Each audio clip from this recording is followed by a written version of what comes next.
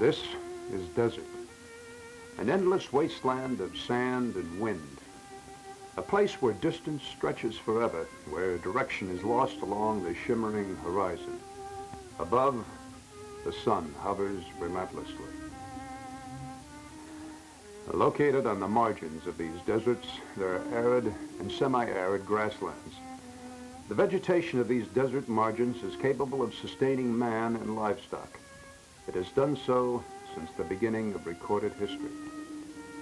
We have learned that these grasslands are vulnerable, that they can become sandy wastes, the most desolate of deserts. Most disturbing, we have realized that the empty desert grows. The soils of the grasslands are disintegrating into sands which the wind moves in ever-widening perimeters over the earth. Hi, I'm Hugh O'Brien. It is the people who use grasslands who determine the fate of these lands. The purpose of this film is to show that mismanagement of the vegetative growth of the grasslands can reduce them to desert. We will show how management can reclaim these grasslands and protect them from becoming desert.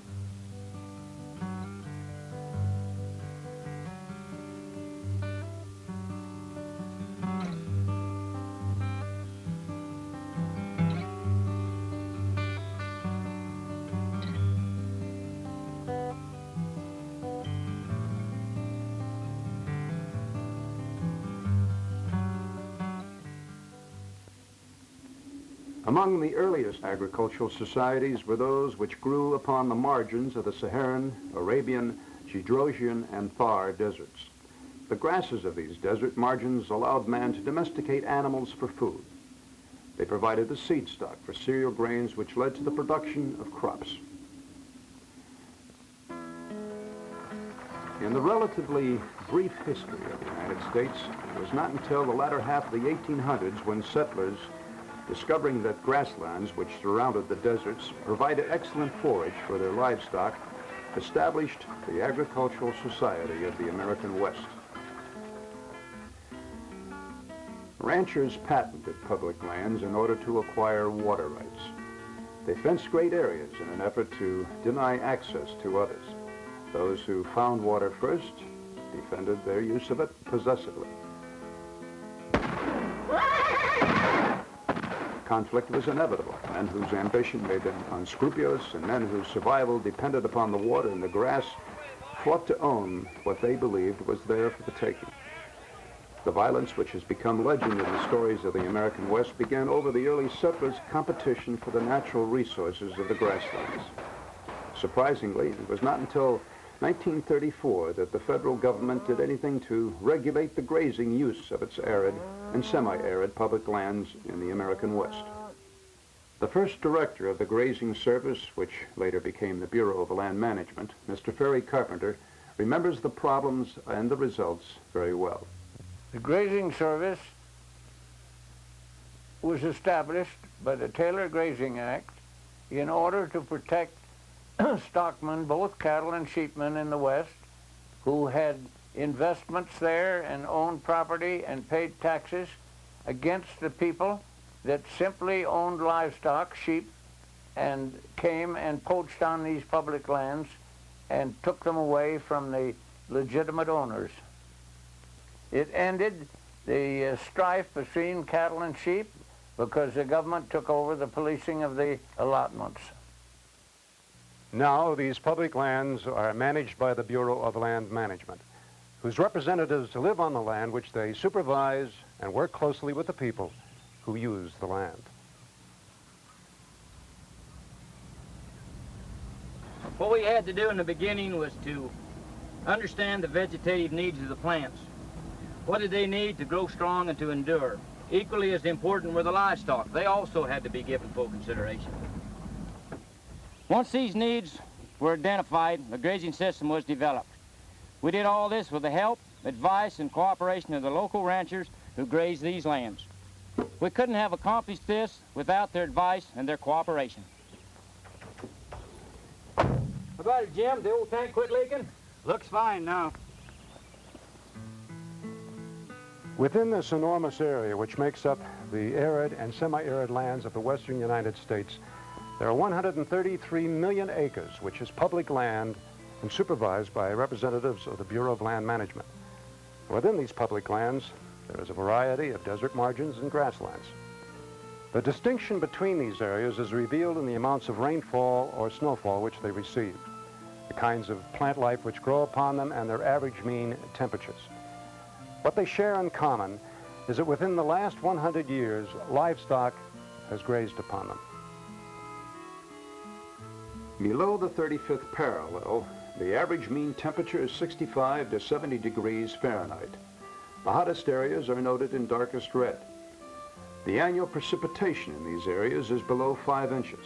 This is noted in light blue. The water arrives during the summer months in abrupt, heavy rainfalls. This land is called hot desert. Above the 35th parallel, in what we call cold desert, where the average mean temperature is 45 to 55 degrees Fahrenheit, the annual precipitation of either rain or snowfall is 5 to 15 inches.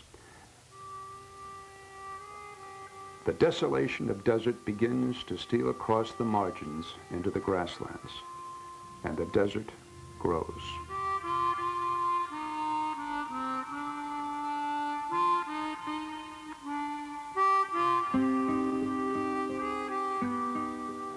In the 1860s, when the great cattle baron John Chisholm drove thousands of cattle into southeastern New Mexico, this is the sight which greeted him. The pioneers boasted that the grass grew as high as the belly of a horse. The grasslands stretched to the horizon in every direction and could be grazed upon throughout the year. In the exuberance of the new frontier, the ranchers proclaimed, "Grass is forever." But they were wrong. The early settlers lacked knowledge of the plant requirements. Their livestock grew heavy on the grasses and continued to graze relentlessly. The tall grasses became short grasses, and still the livestock continued to graze. They ate into the very system which the grasses had for maintaining themselves, and the grasses weakened. Waiting among the grasses was the mesquite, an undesirable, unpalatable shrub. As the grasses weakened, the opportunistic mesquite began to stretch its complicated root system into an ever-expanding circle, sometimes gaining a circumference of 40 feet, siphoning off the limited moisture, growing large, tall, and strong. Attacked from above by the overgrazing livestock, and from beneath by the roots of the mesquite, which stole its moisture, the grasses began to disappear. The wind, which once caressed the grass, now scurried around the mesquite stem, lifting the vacant soil, depositing it in dunes around the triumphant shrub. The desert margin was becoming desert.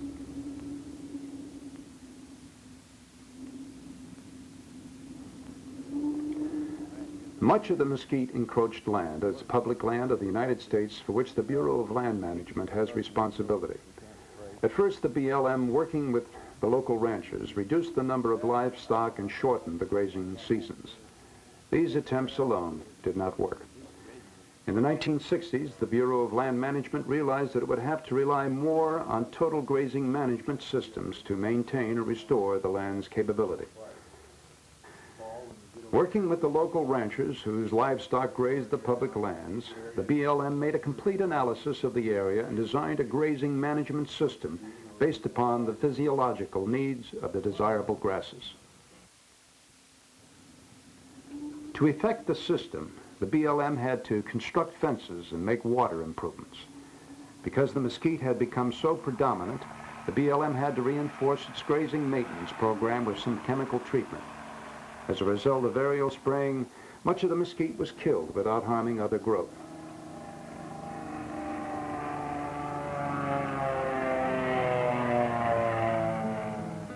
The combination of an intensive grazing system which rotated livestock and rested pastures, along with a reduction of mesquite, permitted the dormant seeds of desirable vegetation to regain their vigor.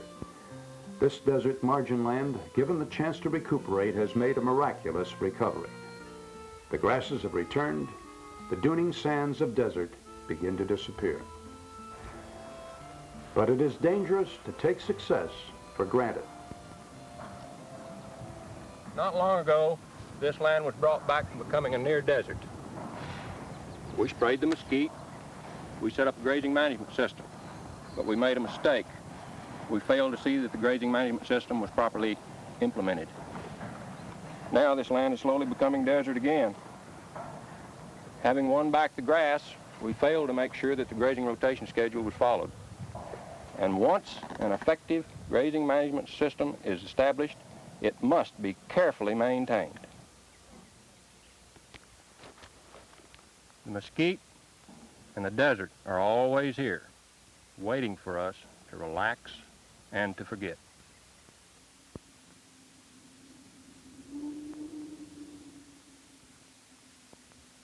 Less than 100 years ago, the San Simon Valley of southeastern Arizona was a lush and fertile valley.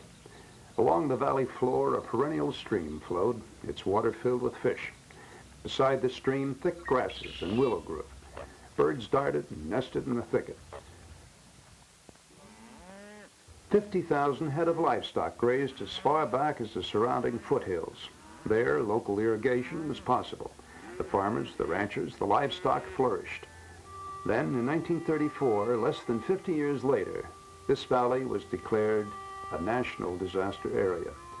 A long struggle to reclaim the San Simon Valley began. In their eagerness to use the land, the early settlers forced the land to their needs, rather than they themselves adapting to the land.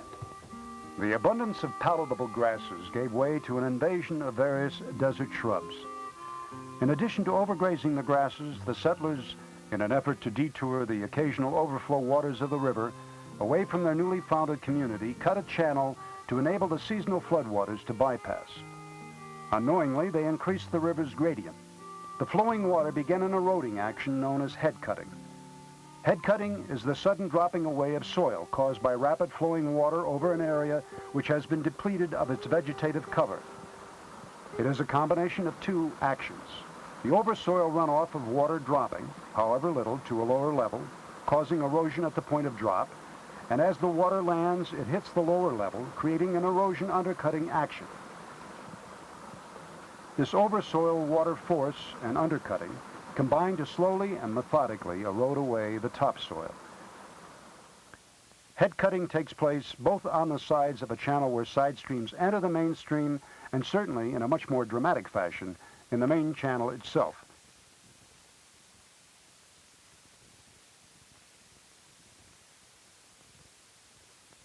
Damage from head cutting continues even after the water flow ceases. Action from drying, heat parchment, and wind erosion causes a further widening of the channel by side sloughing. Head cutting gouges a deeper and deeper grade all the way back to the stream's headwaters. In the 1900s, almost as if nature intended to punish the settlers for mismanagement of the valley, a drought descended, followed by heavy rains, which washed away the drought-weakened lands. Appalled, the settlers watched helplessly as the water tore lengthening, deepening gullies in which their soils were swept away. The moist valley of San Simon had become desert, and the desert continued to grow.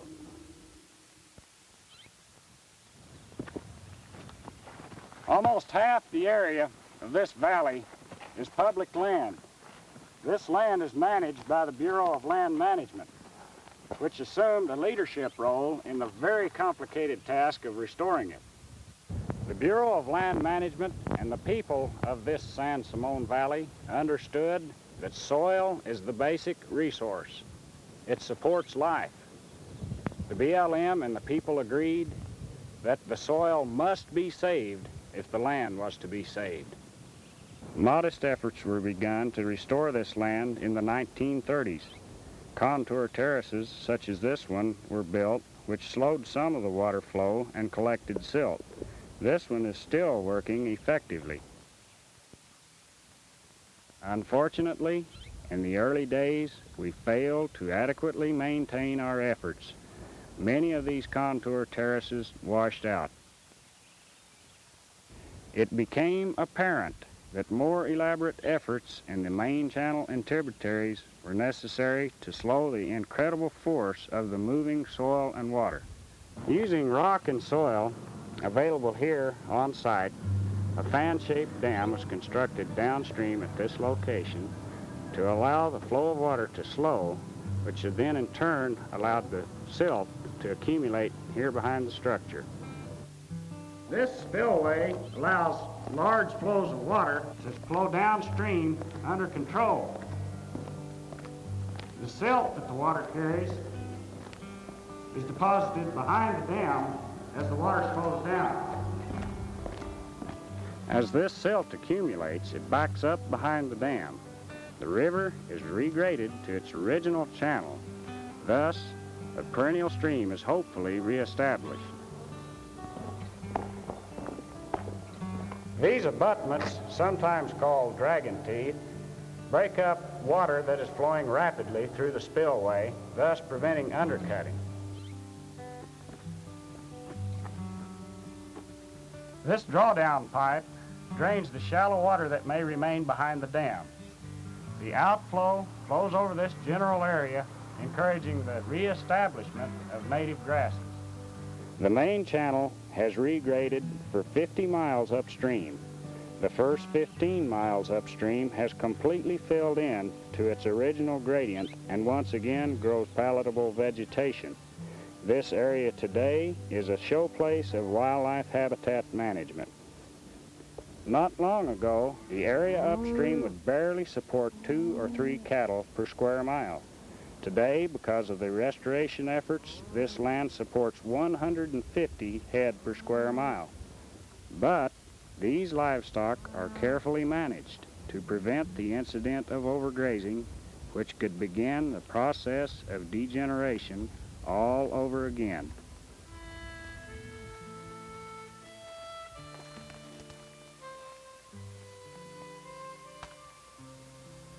It will take much longer to completely reestablish the fertility of this valley, but that very crucial beginning has been made.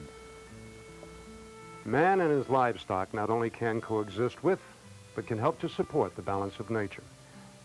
Once man enters into nature, he must conscientiously manage his every act. If he does not, imbalances, such as once occurred in the San Simon Valley, can destroy the land and ultimately man himself.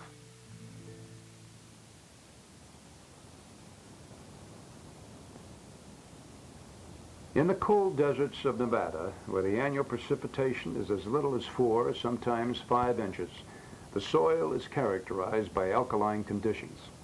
The salt desert shrub is the predominant vegetative type. An extreme temperature range from summer's heat to winter's cold visits this area. At the same time, John Chisholm was moving his thousands of cattle into the hot deserts of New Mexico, an 1860s mining boom erupted along the eastern front of the Sierra Nevada mountains, spreading out into the deserts to the east. Thousands of prospectors and miners with hardy appetites created a market for meat. Livestock operators from California and Utah moved their herds into the intermountain basins to be close to the mining camp markets. When they arrived, they found a saltbush sage landscape with a vegetative mantle of palatable shrubs, 4-winged saltbush, bud sage, and white sage. Between the shrubs forming the undercanopy, squirrel grass, Indian rice grass, galleta, and alkali sacchatum, equally palatable grasses. While these shrubs and grasses were able to thrive under the adverse climatic conditions, they could not survive constant year-long grazing. Regretfully, the expanding livestock industry and the government learned this too late. At the old abandoned mining camp of Marietta, the undesirable shrub greasewood dominates a completely deteriorated landscape. Only the wild burro, descended from those pack animals left behind by the early prospectors, are able to find forage here. Although their constant grazing contributes to the degeneration of this area, laws protect these remnants of the early American West from removal. As hopeless as this area looks, cattle still manage to graze here during the winter months. During the spring, they graze on forbs such as the Russian thistle, commonly known as the tumbling tumbleweed. It is my belief that this area has potential, that the palatable vegetation can be brought back. If it's to be done, it will require the resources of an organization like the Bureau of Land Management, time and very careful management. Here, at the Gray Hills allotment, the Bureau of Land Management, in cooperation with the livestock operator, has demonstrated that a carefully managed rest rotation grazing system with no chemical or mechanical treatment can produce desirable vegetation, even under adverse conditions. Rest rotation management is the resting and systematic rotation of pastures. While one pasture rests and the plants regain their vigor, the other pastures are grazed, thus maintaining the needs of the livestock while still meeting the physiological requirements of the plants. This rest rotation system is an excellent example of grazing management in this area. At the Gray Hills allotment, prior to implementing a rest rotation system, the livestock grazed the entire allotment through the winter and late into the spring, thereby inhibiting growth of the vegetation. Now, through proper management, the livestock graze through the winter and are removed when the spring vegetative growth begins. With the livestock moved to summer pastures, the plants have time to become vigorous again. The most ambitious range rehabilitation effort which the Bureau of Land Management has ever undertaken has successfully averted disaster in the low-altitude, cold desert of eastern Oregon. In the 1860s, just as in numerous other places in the American West, livestock moved into Oregon's Malheur country. The original markets were the mining camps of Idaho and Montana. Later in the 1890s, sheep herds moved onto the ranges. When the early cattlemen arrived, the dominant plant species was the tall, gray sagebrush, Artemisia tridentata. Originally, it was well spaced, allowing palatable shrubs such as bud sage and bitterbush to grow. But long continued heavy grazing exhausted the palatable shrubs and grasses. With competition for moisture and soil, nutrients reduced. The sagebrush proliferated. In the 1960s, the Vale District was facing ecological and economic disaster. Poor administration and the use of grazing permits had permitted ranchers to graze far more livestock than the available forage could support. The ranchers and the Bureau of Land Management both recognized that there was not sufficient forage to continue grazing as it had been done. With special appropriations from the United States Congress, the Bureau of Land Management began to employ scientific technology and human abilities for the Vale Project. The BLM's plan to make Vale a model for modern multiple use and rehabilitation is accepted by the ranchers and the communities in hopes that it would save their land and their livelihoods. The spraying of sagebrush began. Where conditions were right, huge rangeland drills were deployed across the land. This was followed by seeding thousands of acres with crested wheat, a hardy perennial grass which has proved highly palatable in spring and fall. The special heavy equipment needed to seed so vast an area is called the Rangeland drill. Its maintenance depot is located at the Vale District.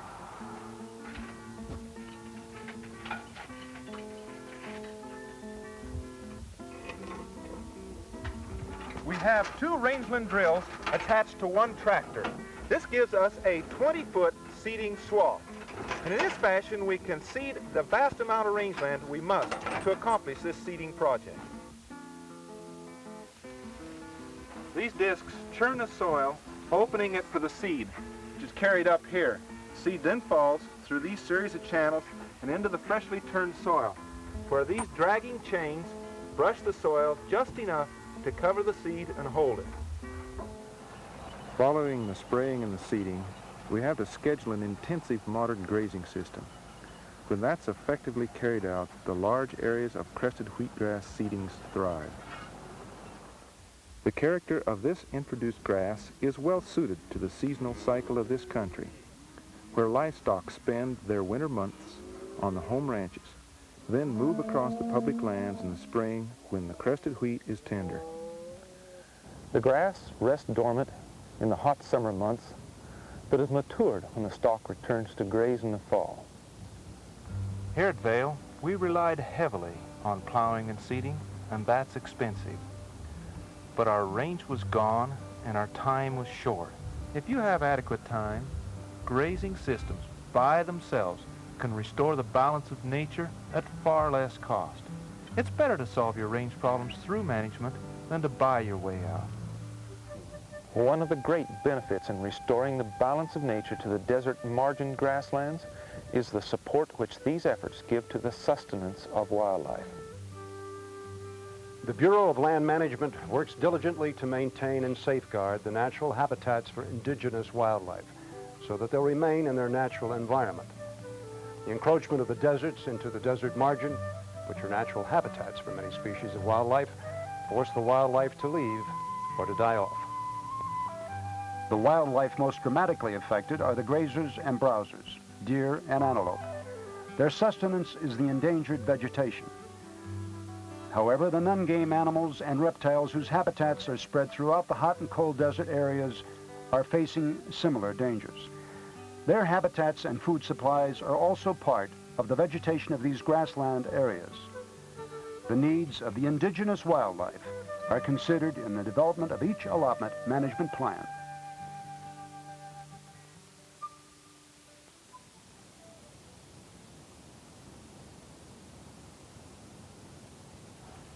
The people who settled Utah in the 1800s met the challenge of creating an agricultural community in this arid wilderness.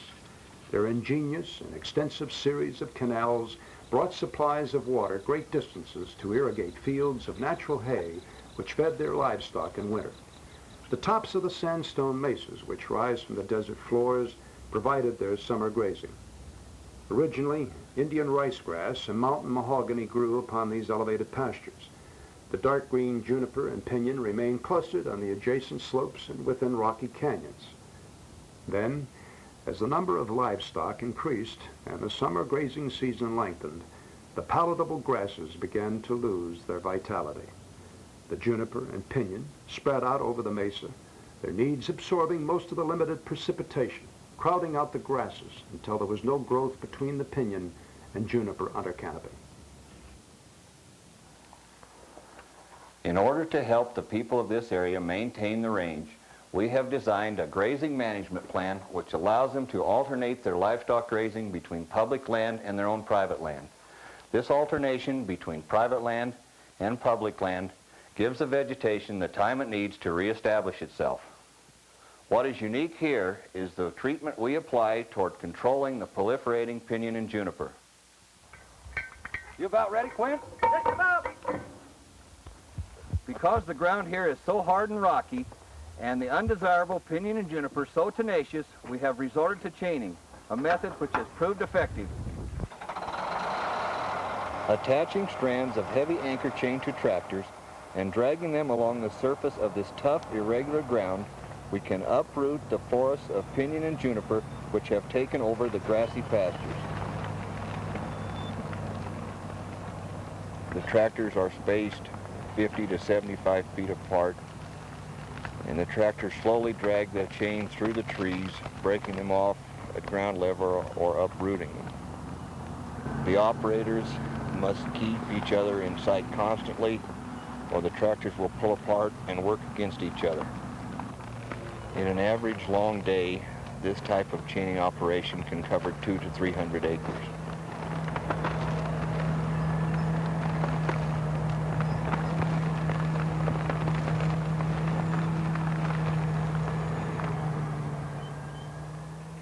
After the pinion and juniper have been uprooted and the hard topsoil loosened by chaining, we will, if necessary, continue our treatment by seeding grasses.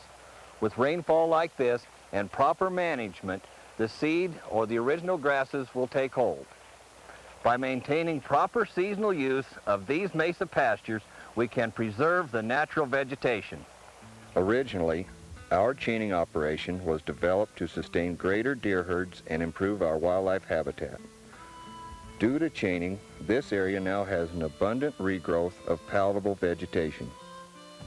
Our success has enabled us to preserve the mesa ranges against desert. It has also permitted the people of this area to continue farming and ranching. We've shown you some of our experience in the United States. We've erred sometimes, often we have enjoyed success. Our efforts are just beginning. We are convinced that desert margins can be used and sustained. Grazing is by no means the only use of desert margins, but it is a major use and a convenient one with which to illustrate the results of both mismanagement and management. The Watts Ranch in the rolling hills of southern New Mexico is an excellent example of what cooperation can accomplish in restoring land. Sonny Watts, a second-generation rancher, is a scientific rancher, a man who has studied and with the cooperation of the Bureau of Land Management implemented methods which have helped to revitalize his land and his livestock. When I took over this ranch 17 years ago from my grandfather, there was no system of deferred grazing. Because of this, the grazing capacity was much lower than what it is today. Because of an economic factor, I felt that I could increase the grazing capacity of this ranch through better management of range forage.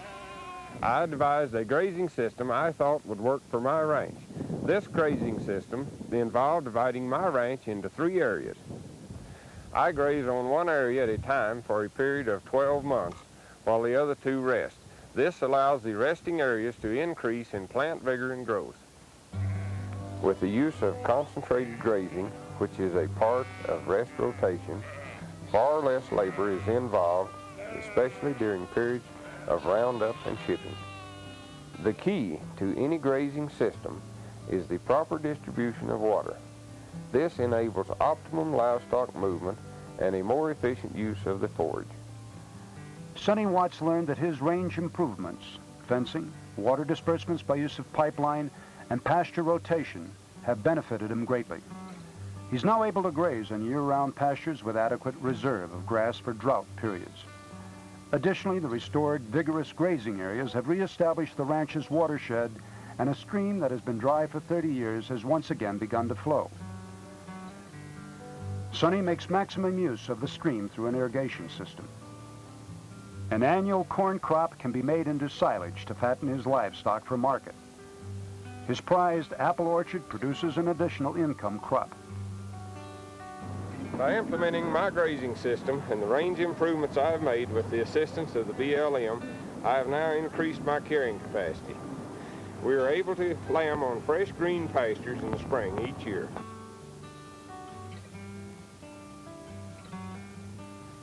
In all of the areas which we have visited, the margins of the hot desert of New Mexico and Arizona, as well as the margins of the cold deserts of Nevada, Oregon, and Utah, we have seen steps taken to retain desirable plant life.